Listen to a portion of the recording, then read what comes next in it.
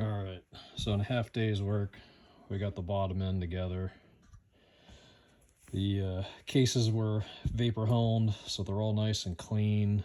The crankcase actually had to do a little bit of work where there was a crack in the bottom by the drain bolt that, I think the kids are just, cranking on it too hard, but there was a crack right down the middle. And I took it to a machine shop and they welded it up for me. So that came out like it. You can't even tell it's been like welded.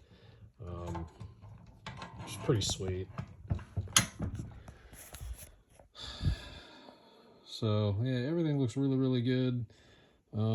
Just have to keep putting a few pieces together. I got to put the oil seals in. I got to put the shifter rod in. Put the stator and flywheel on. We'll do that in the next day or so as my time allows.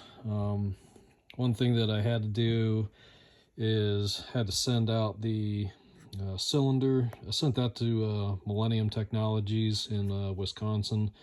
I mean, the thing looks beautiful now. The crosshatch is, it's like hard to see in the light, but the crosshatch is like perfect. It's beautiful. They did a nice job vapor honing. They did the power valve restoration on that. So like all together a power valve restoration and replating it was like 450 bucks. But the power valve slides nicely where before touching the power valve I couldn't even get the power valve to move. So the bike in stock form like barely ran, and like the cylinder was oversized by 1/10 of a millimeter, which is a lot. To wear a cylinder out by 1/10 of a millimeter, you're talking like 1,000 hours of use. So it's probably the original cylinder, and this is a 2002 RM85. So sure, that cylinder saw a lot of use, and everybody's just throwing a new piston and rings in, but nobody's checking the cylinder. So the cylinder was completely worn out. The power valves were stuck. I'm sure in the engine cases, the seals probably weren't that good. I don't know if I'm not sure if anybody really replaced the seals or not.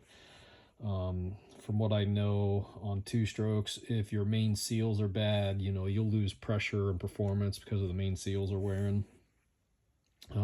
So yeah, we're pretty much building brand new engine here, and we're almost done.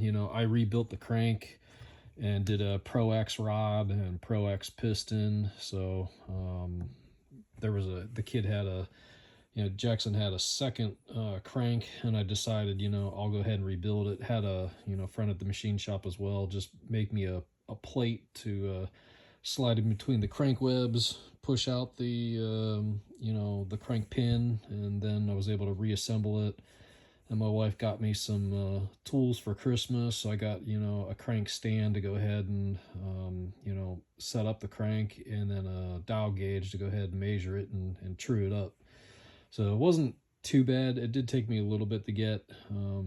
It made it easier when I took it into work and actually was able to properly bolt it down. And I even used a CMM to measure it too, make sure everything was nice and true. So yeah, pretty good project.